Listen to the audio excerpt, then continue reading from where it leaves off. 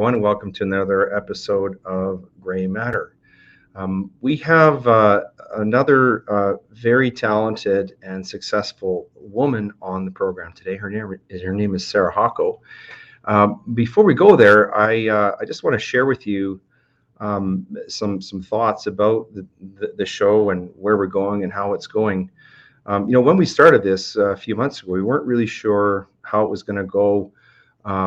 How well it would be received, and I've been mentioning to you, we're so grateful for the following that we have thus far.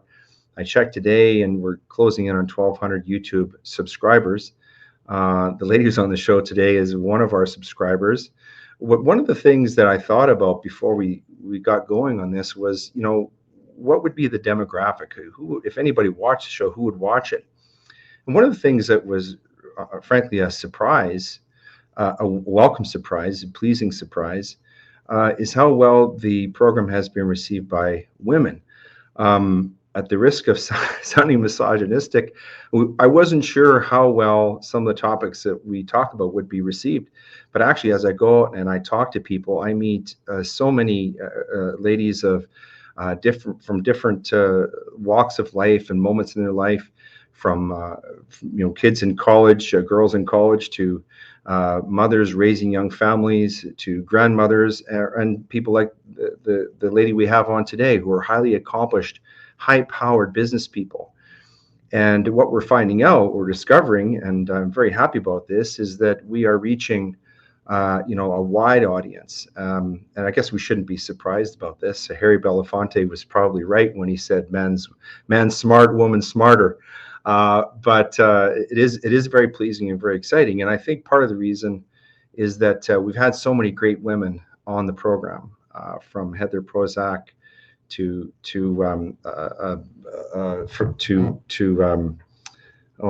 drawing a blank here. Of course, Christine Anderson and Danielle Smith, and now Sarah Hawco. So all of these women, very different, but have something in common, and that is that they're very highly motivated, very successful, very courageous people, with very strong ideas and with the courage to act them out. And so here we are today with another such person on the program. We're very excited to have her. She's a Calgary business person. I have entitled this show Lady Entrepreneur, and when we talk to her, you're going to find out why. Because she's really an expert in business and an expert business problem solving. So before we get going, we're going to have a few aphorisms, as we usually do, to frame the discussion. I've chosen women as the authors of these aphorisms today, and hopefully Sarah is not offended by any of these choices. The first one is a very famous author, controversial author, Ayn Rand, who famously wrote, "Money is only a tool. It will take you wherever you wish, but it will not replace you as the driver." Secondly, probably the highest selling author of the 21st century, J.K. Rowling, who wrote, "It is impossible to live without failing at something unless you live so cautiously that you might as well not have lived at all, in which case you fail by default." And then finally, a woman, a titan of the 20th century, a person who I think all of us on the conservative side of things admires very much, continues to admire, is former British Prime Minister Margaret Thatcher, who wrote, "Watch your thoughts, for they become words. Watch your words, for they become actions. Watch your actions, for they become habits. Watch your habits, for they become character. Watch your character, for it becomes destiny." So who do we have today? Well, we have Sarah Hawco. Her the letters behind her name read, and these are her words, read like an alphabet soup: CPA, CA, LLM, CIRP, CFE, and QARB. We're going to get her to explain a little bit about what those mean. Sarah is one of the founding partners of a very successful Calgary firm called Hawco Peters. And from her website, the biography reads that she has an extraordinary wealth of legal and financial expertise that brings a 360-degree perspective to the dispute resolution process. She's a chartered accountant with a specialization in tax, as well as a chartered insolvency and restructuring professional, and holds a Master of Laws from Osgoode Hall Law School in Toronto. She's also a member of CPA Alberta, CAIRP, ACFE, and the Alternative Dispute Resolution Institute of Alberta. Prior to founding Hawco Peters, Sarah spent 13 years practicing insolvency and turnaround management at national and international firms. She also provided a wide range of consulting, specializing in due diligence, business reviews and viability assessments, corporate taxation, estate planning, restructuring, and alternative dispute resolution. Outside of her professional commitments, Sarah volunteers her time to teaching financial literacy at various schools and shelters, and she's also very involved in something called Hawco Fitness, which we're going to ask her about, which is, I understand, is a passion of hers. So welcome to the program, Sarah. Thanks for being with us today on Grey Matter. Well, thanks for having me. I've been following you since you started. I don't recall who turned me on to you, but someone sent your podcast to me, and I've listened to all of them. Been our mutual friend who was on the program, Kim Moody. No, it wasn't. It wasn't, because I was listening before then, and then I subscribed to your podcast, so it came into my feed, and I saw Kim's name, so I immediately texted him to say, I'm about to listen to you. Well, it's very exciting and gratifying that people like you are listening to the program, because we want to reach many people, but I see you as a person, let's say a person of influence, who is an accomplished person and who is really out there doing amazing things in the business community and in the community at large. And so the ideas that we talk about on the show, it's exciting to hear that we're reaching people like you, because when we do, when we reach people who are leaders, it really makes a difference. So that's great to hear. Thanks for sharing that. So why are you here? Why are we talking to you? Well, we want to learn. We want to learn from you some things about business. I'm sure you know better than I do. People are very, very concerned about what's going on financially in the country, in the world today. There's a lot of fear, a lot of anxiety, a lot of failure, business failure, which is one of the things that you specialize in, not in causing failure, but in helping people navigate through it. And so we want to learn more about, you're right there at ground zero working through these problems. We want to learn more about that so people have a better understanding, because of course, knowledge is one of the only antidotes to fear, right? So before we get into some of these topics, I wonder if you wouldn't mind, I gave the bio from your website, but would you mind talking a little bit more about yourself, just giving people a sense of who you are, where you're from? I understand that you're from Calgary, grew up in Calgary. Tell us maybe a little about your school days and university and things of that nature. I know your father is a very successful, very well-respected jurist, retired judge in Alberta. Would you mind telling us just a little bit more about yourself and your family and so on? Yeah, so I grew up in Calgary, so I'm born and raised Calgarian, and that probably colors a lot of things. So I was born in the 70s and raised in 70s, 80s Calgary. So I often tell people I'm a Klein era Calgarian. So Ralph Klein is the first mayor that I remember, and I remember meeting him. And anyway, so some people hate him. I have fond memories of him, notwithstanding I would have had no sense of politics at the time. So I was just raised normal, I don't know if we call it middle class, South Calgary. Reasonably strict parents. I'm the youngest of 4. And just school was easy and life was easy. And I went through the Catholic school system with a very strict Catholic father. So no doubt that colored a lot of things. There were no Sundays missed or days of Lent or anything missed from church. So that was part of our life growing up. And something that was interesting, I think, is that a lot of the kids in our neighborhood did go through the private school systems.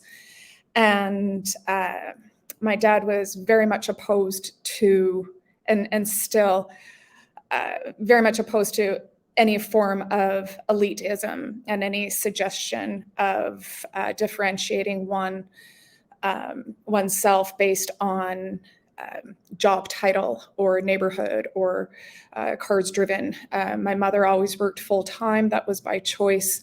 And that was also quite apparent to me in that most of my friends had stay-at-home moms, and I was a bit jealous that they had, cookies on the table and meals made, whereas we were, making our own meals with a fully stacked fridge. We did not suffer.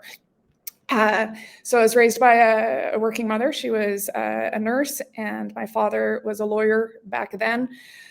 And growing up, my parents did more than they said. So, on weekends and after school, my mom would take me to neighborhoods that were less well off, and we'd be giving clothes and we'd be helping out. And even though she was working full time and had 4 kids, and no one had anything like nannies back then, so she was doing all of it. And we would go and we would, help these mothers cleaning houses and giving clothes to the kids and toys. So it was acts of charity without telling us what we were doing. I just thought it was normal. She went back to university to get her degree when I was quite young. So again, I wasn't in school yet. So she would take me and I'd be at the back of the university theater with coloring books while she was finishing up her BSc, because she got married after she had her RN. And it was family first. On Sundays, we weren't allowed friends over. The 4 of us were forced to be best friends, and we still are. Well, I have a brother who died, so the 3 of us are still best friends. And that was it. Just really high expectations. Had to have good marks, but no helicopter parenting. I left home at 17, which was normal back then. I finished high school. I went to university. I started out at Laval in Quebec City.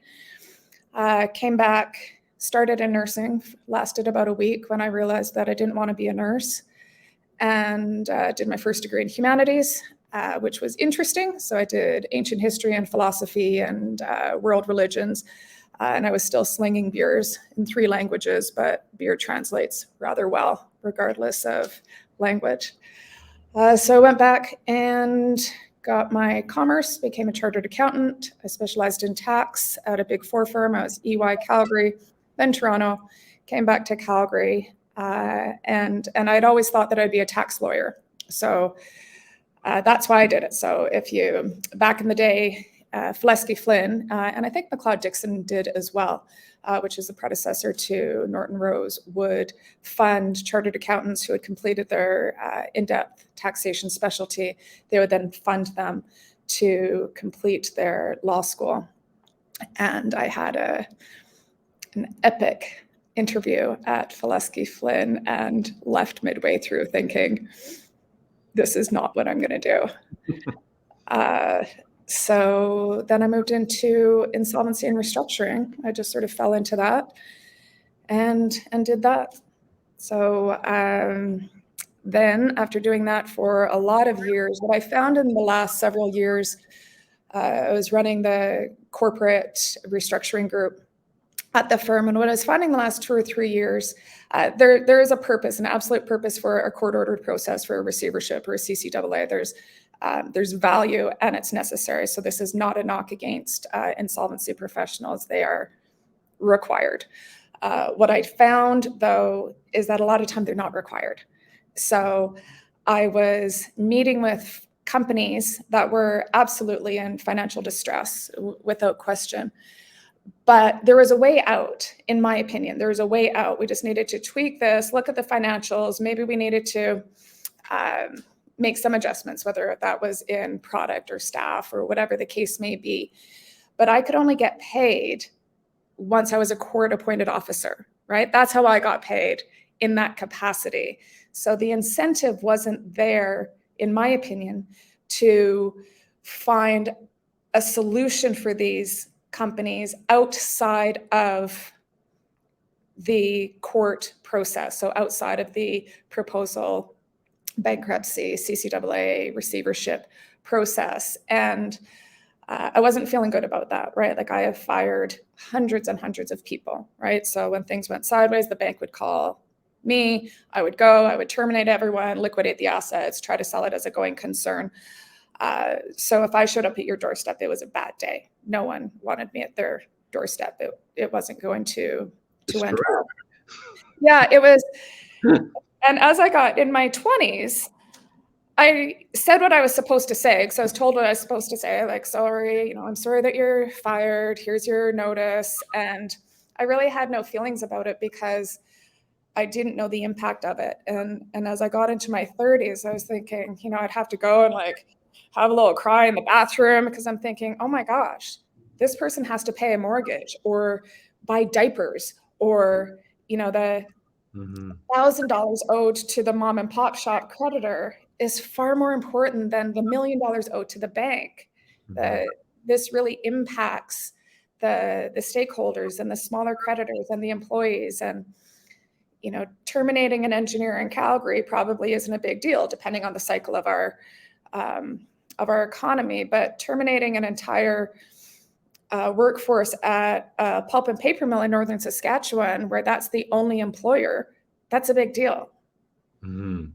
And anyway, so about 5 years ago, my business partner, the Peters and Hawco Peters, he had been running credit risk for about 20 years at RBC. And we had worked a number of files together. So he was special loans. He would call me, Sarah, go get our money. I'd be like, okay, I'd go and get their money.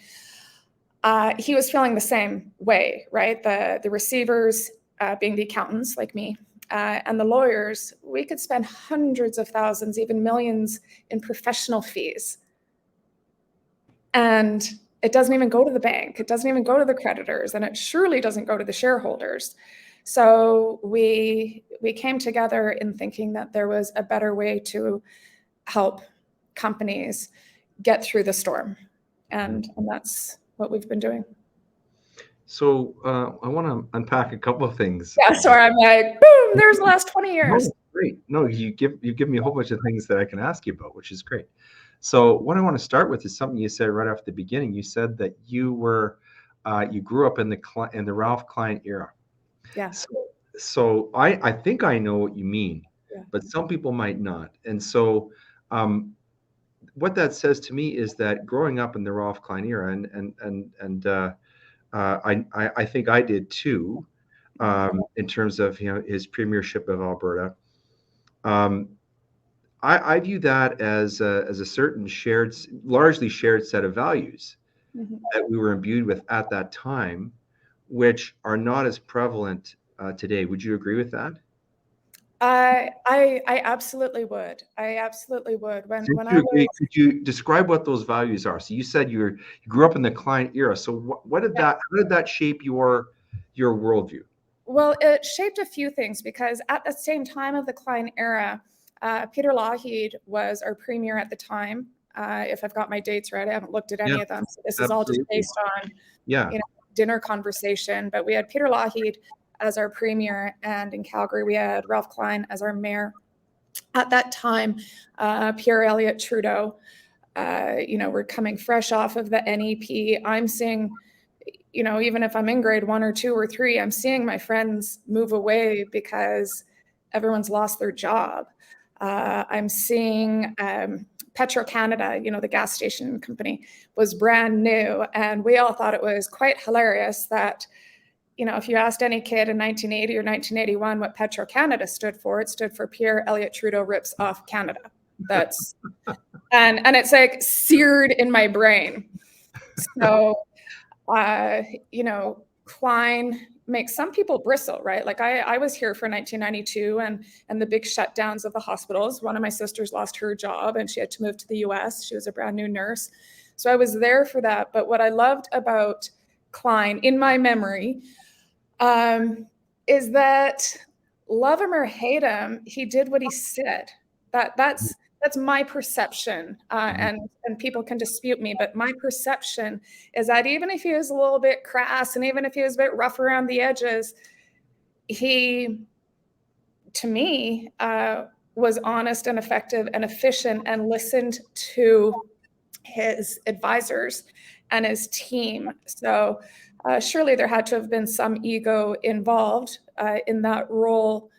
But I didn't, and again, as a young person, and even now looking back, perhaps through some, biased lens, I felt like he made the hard decisions for the people. I felt like he put his job before himself, and I may be wrong, but this is what I felt. And Lougheed at the time, I had the sense, and I still have the sense, without knowing any of the nuances or what happened behind the scenes, that he was fighting for Alberta.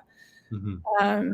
And I feel like that's been lost. I feel like we've sort of morphed into more of the nanny state mentality instead of the good old Alberta, Saskatchewan. I lump Saskatchewan in here because so much of Calgary came from Saskatchewan in the 70s and 80s. So I just think it was a work hard, play hard, no apologies. Let's get it done. And it might hurt, but let's do it. Well, speaking as someone who came from Saskatchewan during that time frame, I appreciate that.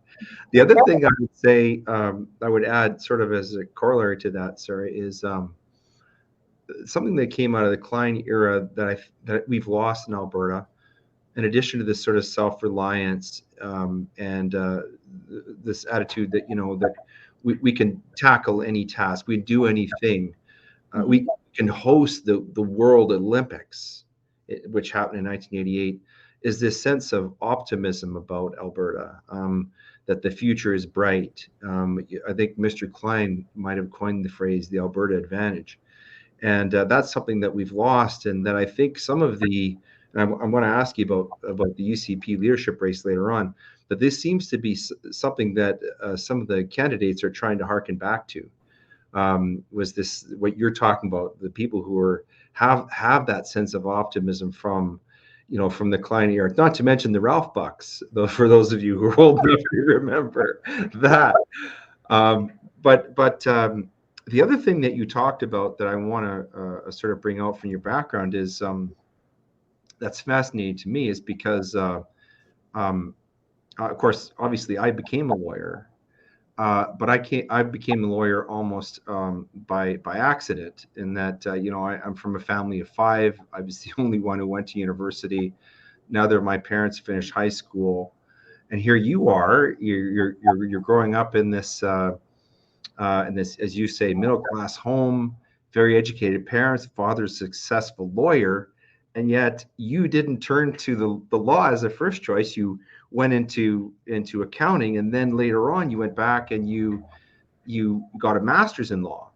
So how did that come about? And I'm curious to know, first of all, why you didn't pursue a career in the law, because that would have sort of seemed like the natural progression. But then also, why did you decide to go back and get your master's in law afterwards? Okay, so I didn't go straight into law as a young person. It actually didn't hit my radar. I think my dad, as progressive and great and believing his daughters can do anything, I didn't think that he felt law was very friendly to women. The only female name I ever heard of growing up was Marina Paperny. So Madam Justice, she's on the Court of Appeal now. She was, I believe she articled under my dad, and then she rose very quickly. She's obviously an absolute superstar.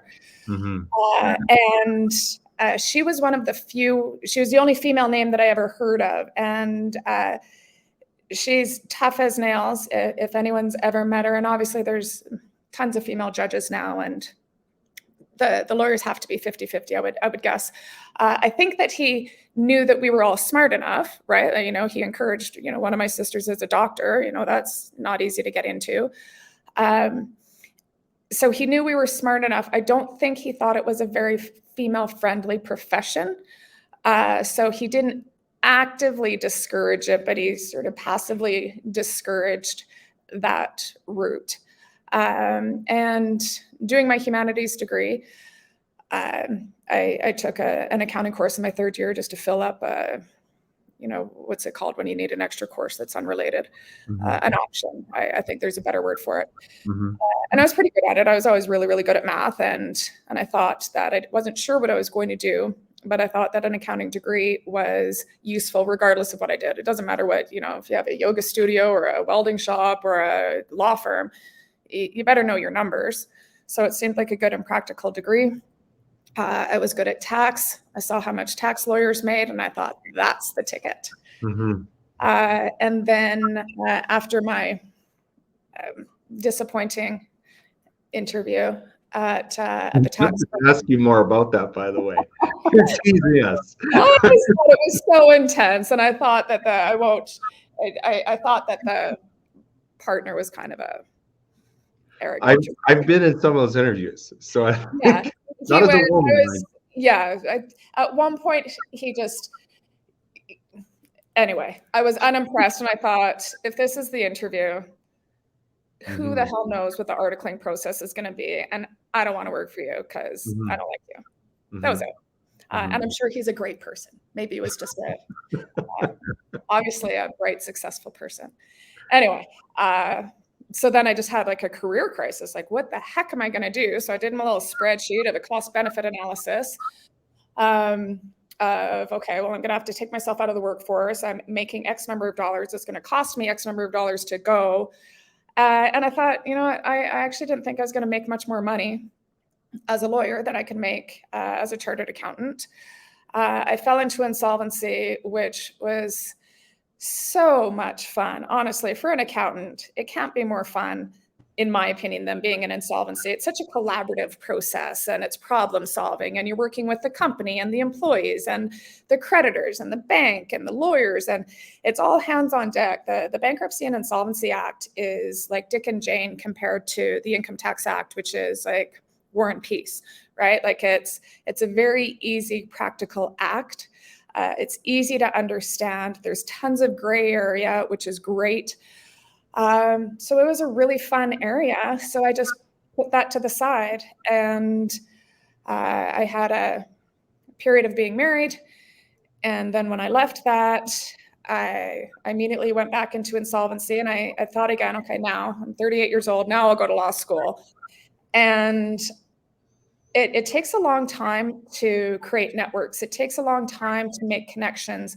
It takes a long time to get your name established. And I wasn't willing to take 3 years off again to go to law school. So what I did was did my master's in law instead. I was able to work full time and do my master's at the same time concurrently. And the initial motivator for that turned out that I didn't do my research very well, in that someone had told me incorrectly that I could become a master if I had my master's in law without having my JD. So master's is like the morning chambers. So you could hear all of Alberta doesn't have a dedicated bankruptcy court like Ontario, for example. But I thought, perfect. I'm in court however many times a week. I'm in front of the masters however many times a week, in addition to the QBs on the commercial list. So I thought with my masters, I incorrectly thought with my masters, I could become a master. And that was my late 50s career plan. As I was finishing my master's, I realized that they had changed the legislation, or whatever the proper terminology is. And I cannot become a master without having my LLB and being called to the bar. Interesting. So it's an interesting degree. It was very useful. I had my thesis did well. It's published. I found the irony. I've taught at the U of C Law School, but they won't let me in the Law Society. They say I have to go back. So I'm like, so I'll be a professor and a student. Did you actually, you got your LLM from Osgoode, did you? Were you living in Toronto at the time? No, I commuted back and forth, and they were pre-Zoom technology. So if you live more than, it's the only law school in Canada that you can do this. So they've got this sort of like backdoor thing that you can do it remotely, or you can go in person. You have a choice. So if you live more than 75 kilometers outside of Toronto, you're able to what's now called Zooming in. Back then, Zoom hadn't been invented, but it was a similar thing. So you were there live in the classroom, face on screen. The professor would call on you at any time, and you better be ready. So you were in the class. So there were live students there and the virtual students there. And a handful of times I did fly out there for Like I did my ADR course, that was mandatory in person. I did a handful of courses there, but I had 2 little girls at home. So doing it online was pretty slick. I could pull all of my research while I was listening to the lectures. It was great. Wow. So had you already started Hawco Peters when you were doing your master's? No, I finished my master's first. So where were you working full time while you were doing your master's and looking after these 2 little girls? Oh my goodness. Oh, no, I had a live-in nanny, so Okay. that helped. I was at BDO Canada. Okay. But you mentioned before that you found that dissatisfying, and that what you really wanted to do, as I understood you, was that you wanted to help people. You wanted, as far as possible, to prevent these business failures, sort of come in and trying to prevent bankruptcy and insolvency and restore businesses or rehabilitate them. And you found that wasn't really possible. Is that correct? Me, right? So where I find the inherent conflict in this industry is that it's like a bad litigator, like a bad divorce lawyer who doesn't really want you to have your problem solved, right? The longer the receivers and lawyers can drag this out, and I'm not saying it's intentional, so, before. I think Dickens wrote a book about this. I think it's called Bleak House. The longer the problem drags out, the more fees I'm getting, right? So I use the example. The typical process is that typically the bank will call the accounting firm and say, hey, we have a problem. I want you to go and look and tell me what's going on and write us a report. So the bank's going to hold out. They're not going to do anything rash. They need a third party just for their pecking order and to talk to their risk group. So they'll send the accountants out, the receivers out, to go and check things out and write a report and tell them what's going on. That report will typically cost in the $75,000 range, maybe 50, but $50,000 to $75,000 range. For a company that's already in the weeds, totally distressed, things are bad. So then the bank says, you have to hire accounting firm X. Then accounting firm X writes the report. It's called look-see report, because we looked, we saw. Anyway, a look-see report. So they come back, they say A, B, and C is going on. This is what our 13-week forecast is, typically a 13-week one. It gives you, you have to do a weekly cash forecast to say, okay, things are going sideways in week 4 or week 7 or whatever. And then the accounting firm gives their recommendations. We think that the CFO needs to go. We think that they, need to do a better job on receivables. And let's say 9 times out of 10, and we think you need a receiver. How much am I going to get? Now, the bank doesn't want to go and seek out someone new. They're going to appoint that advisor to be the receiver. Where are the fees? The fees are in the receivership. That's where I'm going to get my $200,000, $300,000, $400,000, $800,000 in fees. So what is the recommendation going to be? Mm-hmm. Wow. Right? So there's, in my opinion, an implicit bias for the advisor to recommend a receiver. So there's almost, not to overstate it, but there's almost an industry in bankruptcy for the people who were involved in basically administering the bankruptcy and the insolvency. Mm-hmm. Wow. Most people would not be aware. I had no idea. That is incredible. And the amount of money involved is just incredible. So Hawco Peters, you envisioned to sort of fill this niche where you come in and almost be like, I don't know, like an ICU ward for these businesses. And so instead of just sort of, yeah, so now the bank may call me. So the same phone call. So instead of the bank calling accounting firm, the bank will quite often call me and be like, hey, Sarah, can you go and tell us what's going on? So I'm writing effectively that same report. I'm doing that sort of look-see report. I don't call it a look-see because that's a BIA term. So I go and do a business review. I go out, I see what's going on. I, make sure the assets are really there. I have my talks. And then what I do is give my recommendations. And my recommendations, my client, even though it comes from the bank, my client's not the bank, my client's the company. Right? So I'm going to be absolutely transparent, and the company needs to know, look, guys, everything you tell me, I have to tell the bank because this is to help you. You guys are in a relationship. There has to be transparency. So I'll still tell the bank exactly what I would have told them if I was at EY or BDO or KPMG or wherever.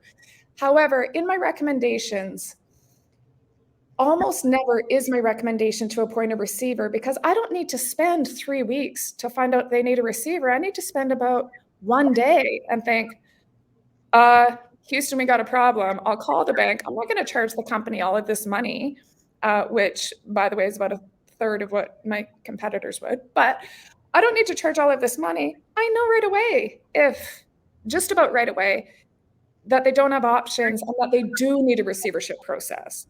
Bang, this is the only way out. So then I'm out. I'm not going to be the receiver. I don't act in the capacity as a court officer. So I am never creating a make work scenario for me. If they need a receiver, then I'll say, hey, call MMP, call whoever you want. But it's not me, right? And then typically the solution may be a debt refinance. Maybe you need a bridge loan. Maybe, you need to shut down, warehouse X. Or maybe I'm looking at them like, look, guys, you're making great money on product A, but you're like bleeding in product B. So BC operations, over. Today, we're done. Right? So I'm trying to give good, tangible solutions that lets the company survive, lets employees survive. Because I have yet to encounter a company in 20 years where, especially if it's owner-manager, where the owners are not personally out of pocket paying their employees. The owners of the business will go without pay for over a year sometimes to make sure that their employees can pay their rent. So the role of Hawco Peters really is to rehabilitate businesses and try to save them, as opposed to the bankruptcy insolvency, which really just presides over their death and destruction. Typically is over their death and destruction, and hopefully to get the creditors, and I say creditors plural, typically the secured creditor, which is going to be the bank. And again, that's not a knock against the banks. None of these companies can survive without the bank funding them and supporting them. So the banks are not the bad guys.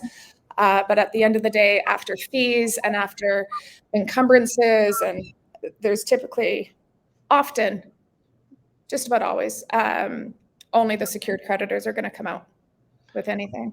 And speaking of lenders, is part of the service that Hawco Peters provides to help struggling business owners get in touch with alternative sources of financing that maybe they're not aware of, or they wouldn't have access to otherwise? Yeah. So what we'll do is I'll go in and make sure the financial house is in order. Lots of people are very, very, very good at what they do. Maybe I'm the best welder in town and I decide I don't want to be an employee and I'm going to set up my own welding shop. And I've got lots of clients, but I'm a terrible financial manager and I forget about paying CRA and GST adds up. And what happens is that they get to a point quite often where they're not bankable, right? They're not going to be able to get traditional debt. So I make sure that I have their historical financial records in order. I can't change them. I'll just present them. And if they look wonky, sometimes your margins might be off, or they did some funky accounting, or their inventory is off the roof. So that's fine. It is what it is. But then I'll have notes explaining, saying, hey, I see these ratios, third-party lender that I'm about to reach out to.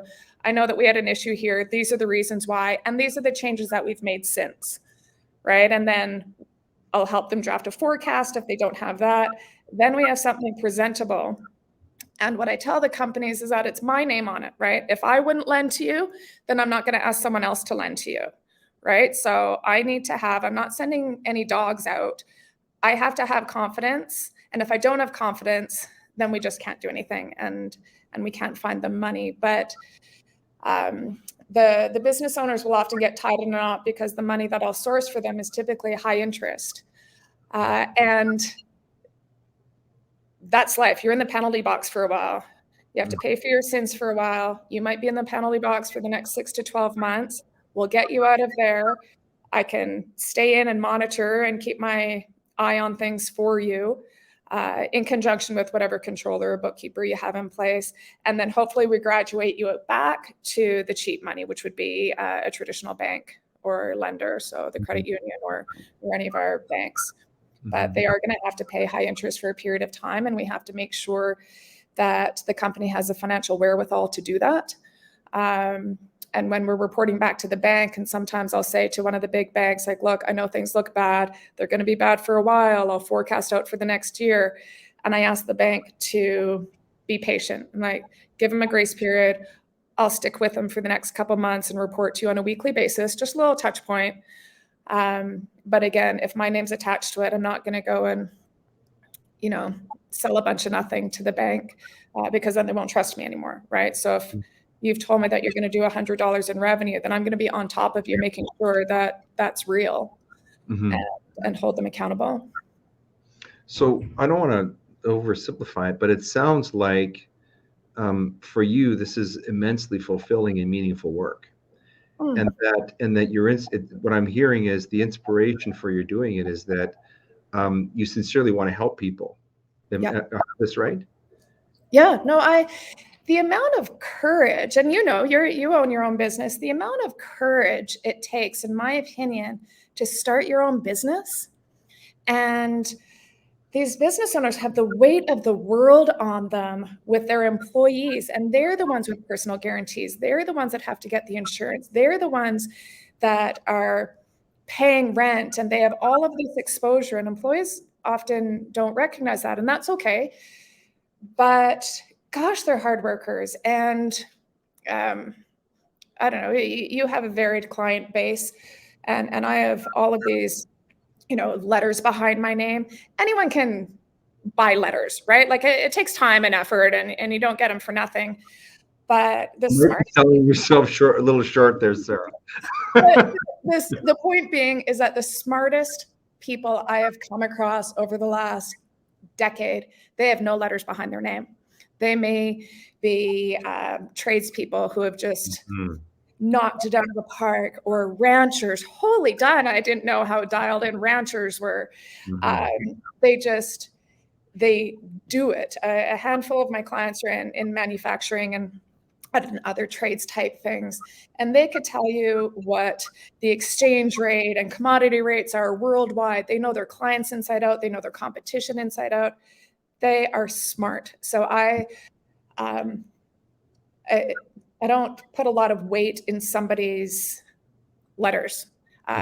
If they have letters and smarts, and great, and you need letters for what you do, for what I do, but you don't sell someone short because they look like they crawled out from changing oil at a gas station. That's for sure. Like there's some smart people out there who bust their butt, and I want to see them survive. And maybe numbers aren't their forte. Maybe financials aren't their forte. You have some lawyer, banker, accountant come in, and we're using these $10 words, and just because they don't understand the $10 word doesn't mean that they don't understand their business. I'm not going to go in and tell someone how to run their business. I'll observe and let them tell me about it and then provide my input. But I want to see them do well. This is their legacy. This is their life. This is their livelihood. And I don't want to shut them down. Yeah, I love what you said about that. And in fact, it ties into something that we've talked a lot about on this program. That is, we've placed too much faith, perhaps, in people with as you put it, the alphabet soup behind their names. We've been tyrannized by experts, and we haven't put enough faith in the common people and the wisdom of the common people. And I quite agree with you, and that's part of the reason why in my work it's so gratifying to represent many thousands of Canadian workers, for example, who are impacted by vaccine mandates that have been authored and engineered and conceived and enforced by these people with the alphabet soup behind their names. And this is one of the strengths of Alberta, isn't it? That we have such a wealth of knowledge, not just people like yourself, but people who can do so many different things, so many different trades. Just looking at the oil industry, the multitudinous trades that are involved there. To say nothing of many of the other, farmers, ranchers. This is the real wealth of Alberta, isn't it? Yeah. It's people who do, and I get a little riled up when you talk about the mandates, as you would know. But that's how initially I was dialed into you. Is you had interviewed, what's her name? Not Christine Anderson, who I love passionately, but prior to that, Susan Stansfield. Catherine? No, I loved her too. Yeah. The radio personality who was terminated. Oh yeah, Heather Prosack, very brave lady. Heather. Yes. So someone sent me your interview with Heather, and then I went back and got all caught up on you. But oh no, I'm rage against the machine on all of these mandates. By the way, she has she has her own podcast, which is wonderful. If you haven't seen it, you should check that out. I've appeared on, I had the pleasure of appearing in her program a couple of times. Yeah, Heather's wonderful, and again, a very strong, Alberta person, not originally from Alberta, but an Albertan now by adoption. And but I want to come back to, actually, that's a nice segue, because we found a lot about you and about what you do and how you help people. But bringing it now into the circumstances in which we find ourselves in Alberta, sadly, where a lot of different really dangerous economic factors are conspiring, seem to be conspiring against us. And so what I'm interested to know from you is how are these different factors impacting Alberta business, the people that you're seeing in your work with Hawco Peters? It's impacted different industries in different ways. When the CERB payments first started coming out, the impact on the manufacturing industry was detrimental. So a number of businesses actually amped up depending on what their product was. So a couple of my Edmonton clients were in manufacturing. They were through the roof busy. Well, do you think they could get anyone?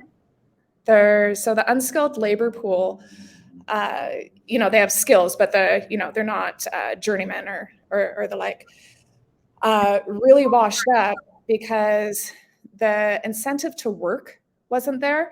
And I don't think by and large, those types of workers were the ones that were fearful. What was curious to me, and this is just anecdotal observation, not based on any stats, the fear seemed to be, to me, the young university educated type seemed to have the real fear of this narrative that the workers were just like, this is awesome. I'm not coming back to work for anything less than $25 an hour, because why would I? More money on CERB. So that was a negative impact. Oil and gas services really got impacted because, again, the bigger corporations really shut down operations. So, maybe my top line revenue forecast was X million of dollars, and I've got all of this staff and all of this rent, and then all of those contracts fell through, right? So they still need to service their debt. The banks were quite patient through this. I found outside of the city centers, really, it was business as usual. I don't know what you saw, but by and large, business as usual. Things just kept clipping along. Again, if I'm thinking of one manufacturing client, my guys on the floor, they were all assembling the big things that they were supposed to assemble. But the engineers weren't there, right? So it was this weird thing. The engineers are like, whoa, no, I can't work. And anyway, so that was odd. What happened was, I think with the government subsidies, they had some significant government subsidies for employment. There were some subsidies that were pretty niddly and difficult to access with rent. You had to have some collaboration and cooperation between the landlord and the tenant, and that caused some issues for a lot of people. So I think that all of the government subsidies ended up, for many businesses, stretching out the inevitable of keeping a company alive that should not have stayed alive, and then they're really in the weeds now. So I think it gave a life preserver to something that should have died. And I don't mean that in a cold way, it's just the way it is. The banks didn't want to do anything too rash during this time, and it's bad publicity. It's in poor taste, and the bankers by and large are just getting back to work now, right? They were working from home, but there was a real shutdown. So there was this stall, and now certainly in Alberta and even internationally with oil and gas, things are picking up and hopping, and people need things, but they may be too far gone and not have access to the working capital. So now they're in a real bind. So companies that I have a lot of faith in, a lot of belief in, there's management integrity, people busting their butt, and they're just out of rope. And that's frustrating and disappointing for me to see, because they've liquidated everything. The owners have, refinanced houses, and they're at the end of the line. So that's been difficult in the professional industry. And professional is such a broad term, but I look at my colleagues in the law firms and the accounting firms, and I'm thinking, gosh, it's hard to learn when you're at home, right? Like here, there's so much to be learned. I don't know what your articling experience is with, or you're being an associate, is just chit-chatting. So maybe I'm a young associate and I would be way too nervous or scared to ask Leighton Gray a question because his name's on the door. But if I'm used to bumping into you in the coffee room, then maybe I could say, hey, I was thinking of this, right? There's, and those, all of the opportunities for collaboration and learning and cooperation have been lost. And I've heard that even from the bench. I don't know if we talked about this at lunchroom, presumably in Edmonton, but the lunchroom in Calgary at the courthouse, the judges typically all eat together, right? All of them during lunch. And they chit chat and talk about, this case and that case. And, you may have a brand new lawyer who only practiced in family law and now they're hearing a criminal case.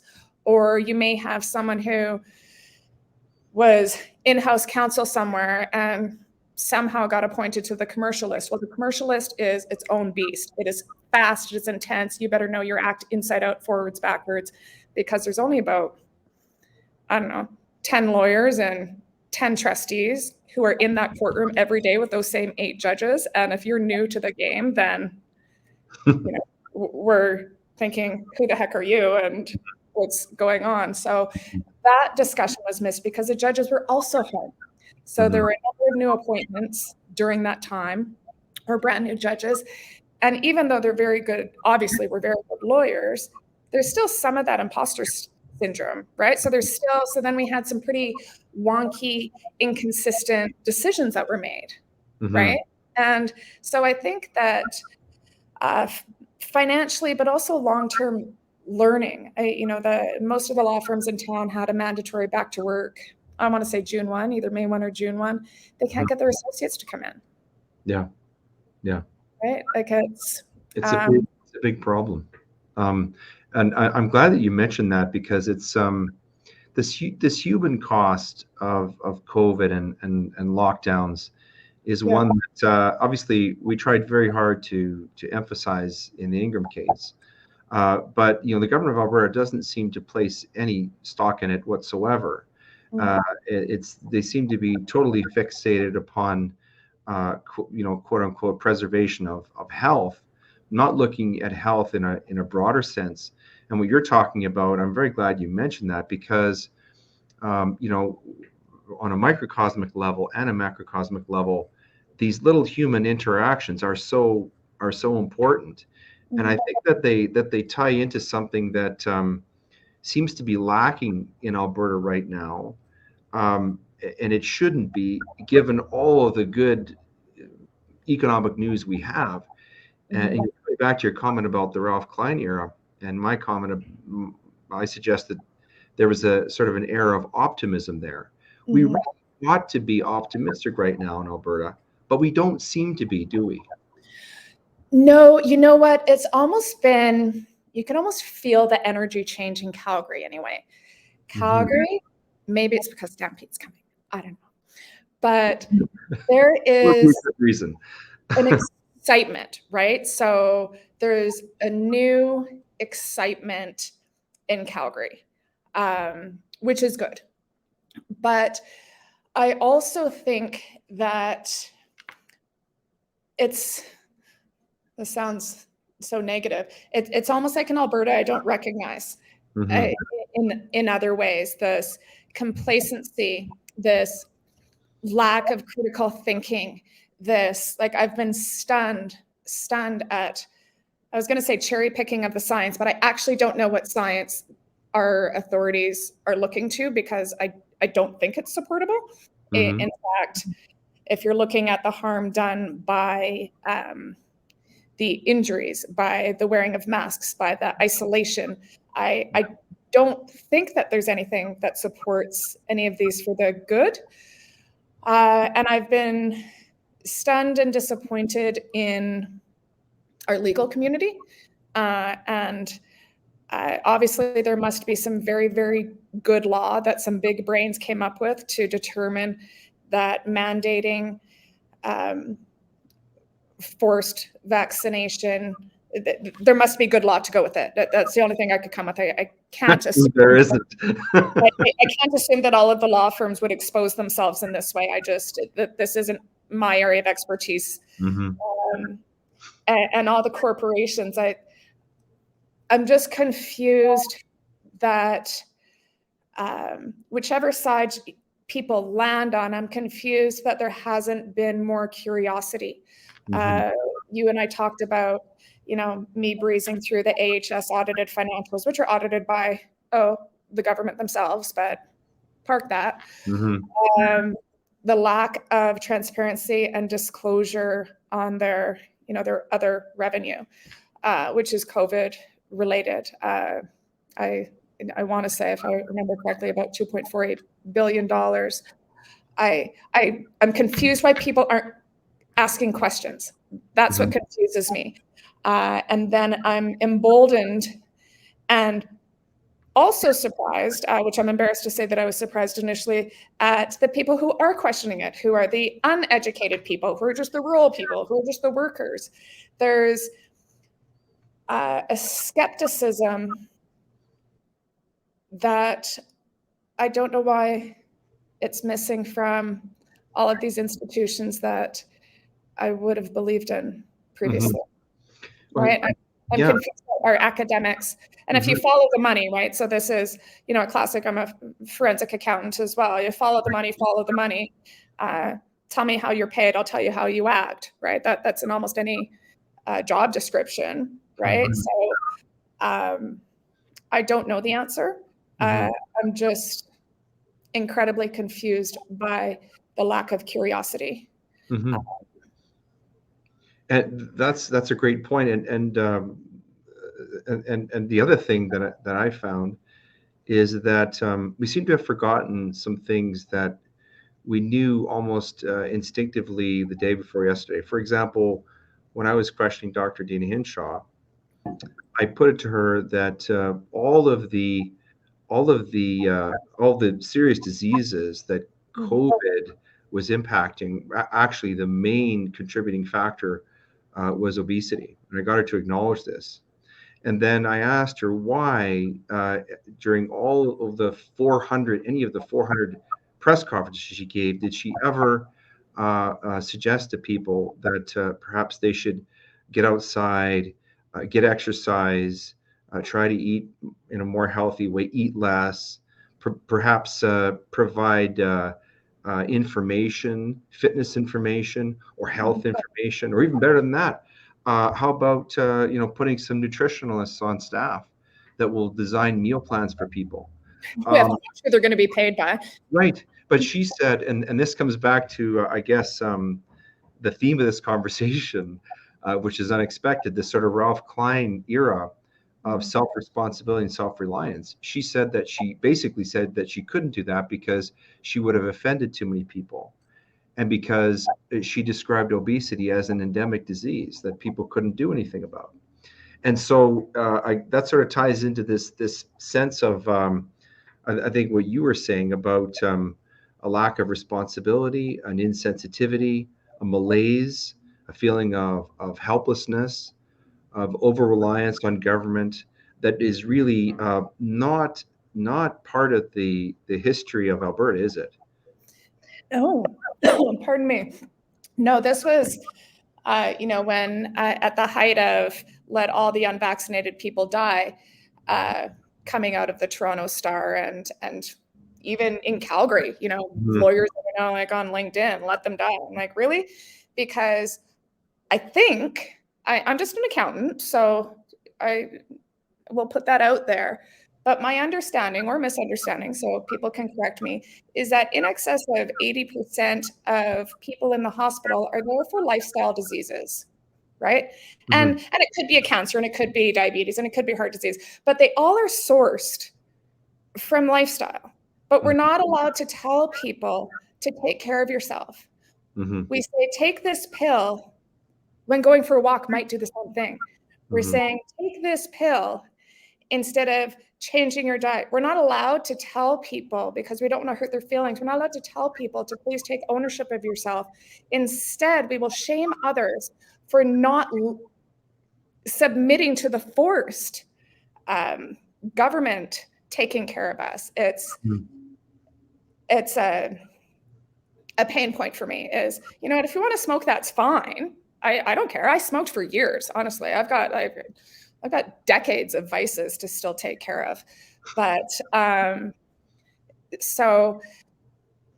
it's people's lack of ownership. It's wanting to be told what to do and wanting the shortcut, right? So tell me what to do and make sure that I don't need to put any effort into it. And that holds for life, right? That's business. Pay me as long as I don't have to work too hard, just take care of me as long as I don't have to take care of myself. It's really this masterful complacency nanny state idea. That sounds harsh, but I just want people to recognize that they have the ability to change their course and choose within reason their destiny, right? Like I'm never going to be a millionaire as a teacher, but maybe that's an okay payoff because I get such great job satisfaction and I have a desirable pension and. So I'm not going to tell you what your values are, but hopefully you're living in alignment with those values and you're walking the talk. But the government, all of the governments that I'm aware of, obesity was number one, right? Obesity was number one. In excess of 80%. Was it 80%? In excess of 80% of people who died from COVID were obese. Why aren't we allowed to say that? Because we're going to hurt someone's feelings? And, who got to decide? Which lobbyist got to decide which businesses were essential and stayed open? Cannabis is essential? Is it? Alcohol is essential? Is it? And again, I don't care what people smoke or drink but the mom and pop shop's not allowed to stay open, but Walmart is. Why? That whole essential, non-essential dichotomy really is insulting in and of itself. It's discriminatory. Yeah, but yeah, that's right. Well, certainly we didn't. But coming back and just sort of picking up that thread of what you were saying about taking personal responsibility for health choices, I want to segue a little bit into your fitness endeavors, because in addition to the work that you do helping companies, you're also very passionate about fitness. I expect that part of that is your own stress management. I expect it's probably that helps you. That is the top one. Yeah. I mean, I'm a fitness enthusiast myself. Mine's different than yours. I like iron. I like the feeling of taking out my frustration on something that's harder than I am. And there's pain and there's growth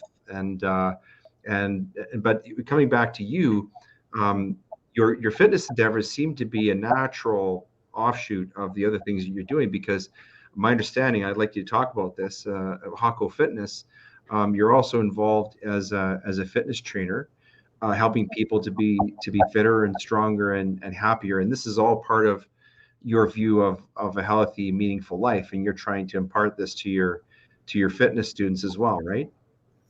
Yeah, I sort of fell into fitness. I feel like fell into teaching fitness. Always a runner and into light weights, right? Like I didn't knock myself out, but I exercised regularly. And however many years ago, I decided that smoking my stress away was going to kill me. So I run my stress away instead. I'm reasonably wound up and uptight person at the best of times. So I find I start my morning every day of the year. It doesn't matter if it's minus 30 or plus 30. I run outside every day. And the beauty of Calgary, it's nice and dry. You just layer up, right? And just dress for the weather. And to me, it's impossible to not be grateful for my ability to move. Not everyone can move. You know, my poor daughters, I always make them take the stairs. I'm like, you know what? Someone in a wheelchair would give anything to be able to walk these stairs. Anything, right? And to be outside, and it's free and it's there and it's calming for the mind. And whether you're walking or running or biking, whatever you're doing, I think it's scientifically proven. Someone's done a study to show that movement outside is perhaps the most beneficial. Notwithstanding, most of my movement is inside. I make sure that I start my day outside. And then I started teaching group fitness. I had shown up at a few classes and then and thinking I was going to hate it, and loved it. It was so much fun. And then I was asked to get certified in teaching it. And I'm like, I'm an accountant. It's like, not my deal. And I started doing it, and it's joyful. There's a Stanford PhD named Kelly McGonigal, and she has a book called, I don't know, Movement something. Anyway, she's a clinical psychologist who still teaches group fitness. And apparently, according to her studies, that when you combine group moving in unison to music, it releases what's called the hope gene. So it's like it's almost like a drug. It's like an endorphin when people are moving together. And I don't know if it's true, but it seems true. It seems like a better choice than ice cream. And I think without the guilt. And yes, it's just joyful and fun. And then I teach at Shell. I just teach at their corporate gym. This is one of the things that I do. And again, I was asked, I'm like, okay, well, Shell's across the street. I work out at lunch anyway. Fine, I'll just teach at lunchtime.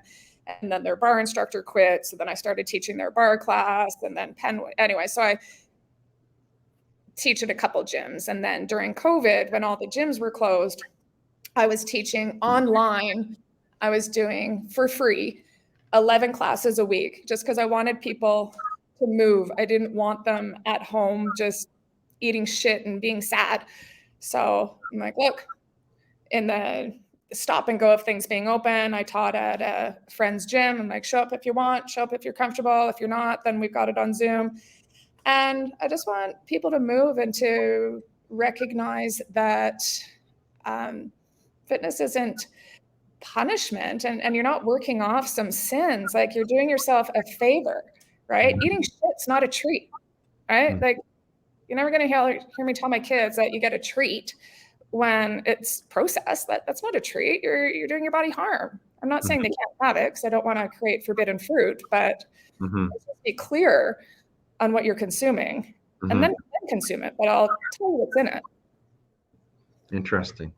They have so many years of therapy from me, I'm sure. No, actually, what listening to you is therapeutic, and I think it's good medicine for people, because you used a word there during your last answer that I think runs all the way through this conversation, and that is you have a sense of gratitude about your life, that you have certain gifts. You're good at math. You enjoy the challenge of taking on these serious business problems and helping people through them. You enjoy helping people, living healthier lives and making better choices and becoming fit. And so all of that really runs, what seems to run the leitmotif that seems to run through all that is this sense of gratitude. And so with that, I want to ask you something that maybe is not a touchy subject, but one is worth talking about, and that is, you're a very successful woman in the corporate world. And although women have always made and are making tremendous strides and contributions in that world, to some degree, it still is a man's world. I'm sure you've had the experience of going and sitting down in a boardroom and you're the only woman at the table. So every time. Yeah. So in terms of advice to maybe women who are watching this and who are were getting into the corporate world, what advice would you give them in terms of staying strong and being grateful and believing in themselves and not being discouraged or losing faith in themselves or hope in their aspirations? What advice would you give them based upon your journey, which has obviously been a very, very successful one? Well, I'd open with, I've had some epic failures, right? It was hardly a straight line. I was doing pretty well and coasting through, not being terribly grateful in my 20s. And then at 38, on my 38th birthday, all of a sudden I was homeless and jobless and moneyless, and I had a 2-year-old and a 4-year-old, and all of a sudden, shit got real.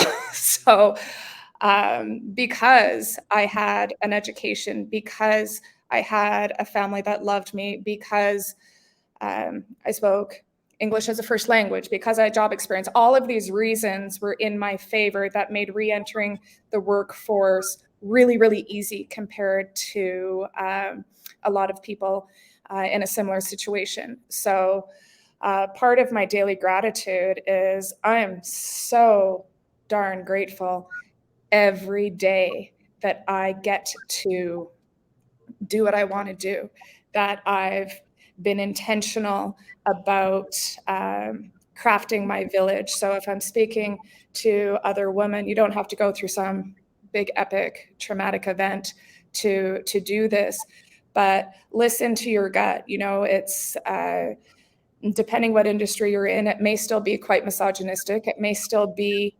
we may still be expected to laugh off completely inappropriate behavior by men.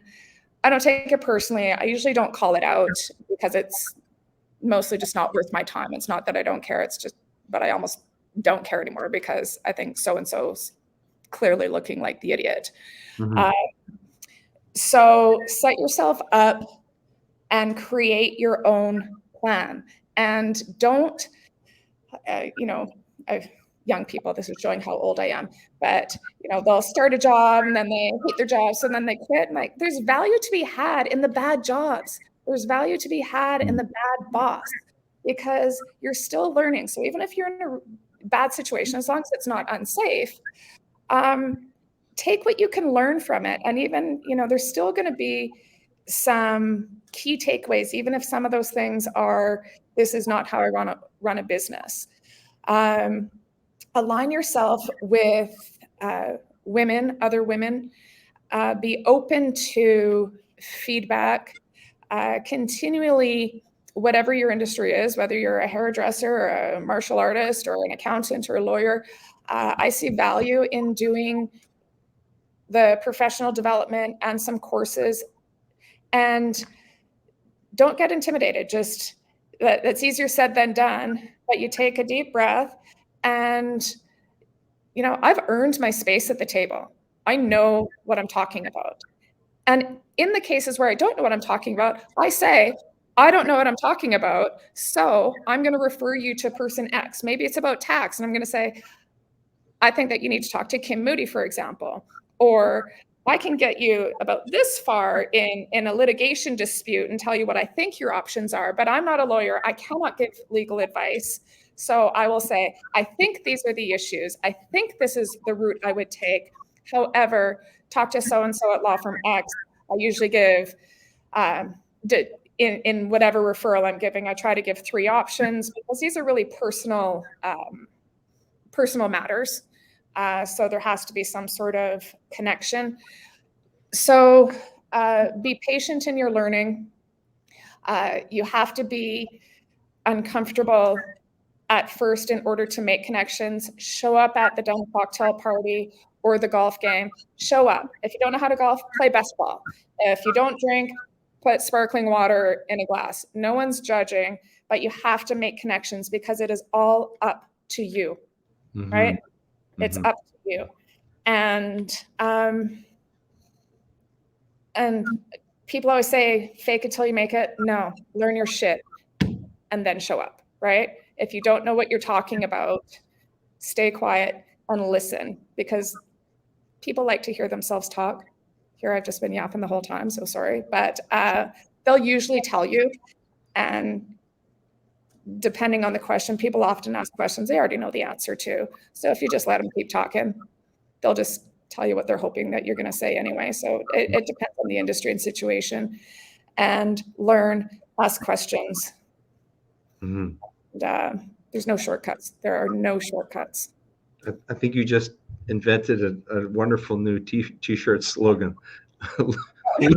Learn your stuff and show up. Like oil rigs or something. Sorry. Well, Sarah, this has been a delightful conversation. We're so grateful for you being here and sharing what's really been an inspirational story. You have a very inspirational story, but you're inspired by the way that you talk, and you're so excited about what you're doing. And so it has been a great pleasure. This is the part of the program where we turn to something called the reading list. So the book I've chosen today might seem a little bit off topic to some, but probably won't to you, because you probably read this book. And it's by Ayn Rand. It's called Atlas Shrugged. And the reason why I mentioned this book, it was written back in the 1950s. But I find that so much of what is talked about in this book seems to be, happening today, where the people who are out there in the business world, who are doing everything and employing all the people and creating all the jobs and all the wealth, are just beset upon by the people who really are do nothings. The envious ones who want to control industry, want to stifle industry, overtax and control it, all for the purposes really of really assigning power to themselves. And so, to me, this is a very prescient book. And the reason why I chose it, of course, is written by a famous woman, whom you may or may not admire. Many do. I don't necessarily admire her, but I admire her writings. Yeah. I think she was quite brilliant. But I just thought this was an interesting choice because of what you do, and because a lot of what's talked about in the book is really what you're trying to do is help people be their best selves and be successful in business. And that's really what Ayn Rand was trying to get across, I think, in this particular novel. So do you have any suggestions for people, any assigned readings apart from the Income Tax Act? The Bankruptcy and Insolvency Act is an easier read. Okay, so, Dick and Jane, right? Yeah. Yeah, and I apologize that both of my recommendations are male authors, not female, but it is what it is. That's so, okay. My top recommendation, and it is a thick read, so you may want to get it on audio, is The Real Anthony Fauci by RFK. Was devastating and important, in my opinion. It is like a sucker punch, but it's like the truth that I wish more people heard. I was going to say lighter. I don't know if it's lighter, but it's an easier read and more entertaining, is one that I had mentioned to you, which is Radical by Majid Nawaz. And he is a UK writer who was, as a young person, became a radical Islamist. And then after a lengthy jail term, has de-radicalized. Is that the right word? Mm-hmm. And the last one is Rich Roll's Finding Ultra, which is just, you may like it as a lawyer, but a former addict, thought he was going to die of a heart attack, turned his life around and became according to Men's Fitness, the fittest man in the world. So it's Wow. anyway, much lighter than my other two recommendations, but I think a life changer, even if I'm not fully aligned with Rich Roll's politics. The first 5-6 years of his podcast were great, and that book is quite inspirational and great. So kind of a story of redemption. I'm very interested, and thank you for that suggestion about the book about Dr. Fauci. I have mentioned previously on this program, and you've probably seen this, but there is a wonderful 3-part documentary that was done by Michael Knowles on the Daily Wire, which is called Fauci Unmasked. A lot of the information there might be redundant to you because you've read this other book, but for anyone who's interested in watching a really interesting documentary, it's on the Daily Wire. I think you have to subscribe to watch it, but it's a 3-part miniseries. Oh, surprise! You have to subscribe to the Daily Wire. There you go. Have you seen that one, Sarah? Have you seen that? No, I haven't watched it. Anyway, so I will watch it. It's probably the same. The juxtaposition of Fauci through the AIDS crisis and how well mirrored it is through this latest one is interesting and fully supported. I think a third of the book of the real Anthony Fauci is source documentation, footnotes. Like it's very interesting. We talked about Dr. Fauci on this program when Dr. Bhattacharya was here, and great podcast, by the way. I love him. Yeah, there's kind of a phenomenon of and Dr. Fauci fits squarely within this.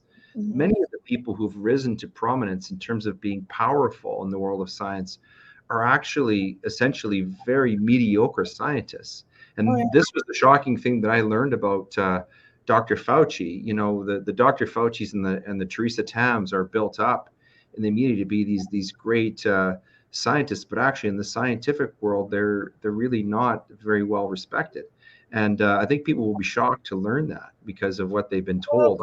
Look who the main childhood expert was for the CEC, the U of C med school guy, and you could see that he received, I want to say, $2 million from Pfizer.